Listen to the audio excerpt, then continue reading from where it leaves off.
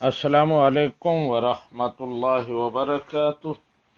London से मोहम्मद रजा पूछते हैं कि मियाँ बीवी में बाहमी इख्तिलाफ रहता था, लड़ाई होती रहती थी, तो खामिद ने एक मौका पर फैसला किया कि अगर अब हुआ तो औरत को डराने के लिए वो एक तलाक उसे दे देगा।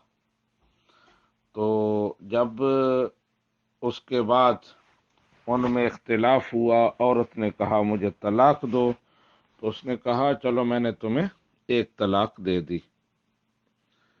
आज एक तलाक हो गई। तो मोहम्मद रजा साहब पूछते हैं कि इसका क्या हुक्म है। जी मोहम्मद रजा साहब, ये तलाक रजई है, सरी अल्फाज के साथ एक तलाक दी गई है।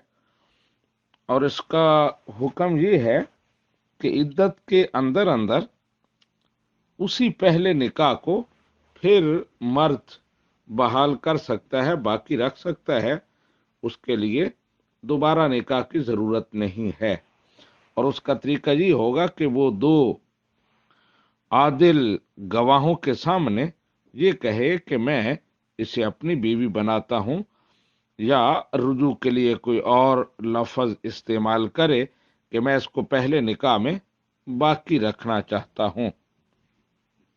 तो ये सुन्नत तरीका है। लेकिन अगर ये ना करे, वैसे उस औरत के साथ मर्दो औरत वाले मियाँ बीवी वाले ताल्लुकात कायम कर ले, उसका बोसा ले ले, उससे हम बिस्तरी कर ले, तो उससे भी रजात साबित हो जाएगी और वो औरत उसकी बीवी बन जाएगी, दोबारा पहला ही निकाह बहाल हो जाएगा।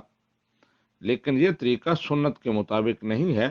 सुन्नत के मुताबिक वही तरीका है जो पहले बताया है कि दो गवाहों के सामने वो इस बात का ऐलान करे और औरत को भी खबर दे कि मैं उस पहले निकाह को ही बहाल करता हूं और रुजू करता हूं अपनी औरत की तरफ। और अगर इद्दत के अंदर अंदर रुजू नहीं होता, इद्दत गुजर जाती है, तो फिर वो तलाक बायन हो जाती है। और उस सूरत में निकाह जरूरी होता है दोबारा।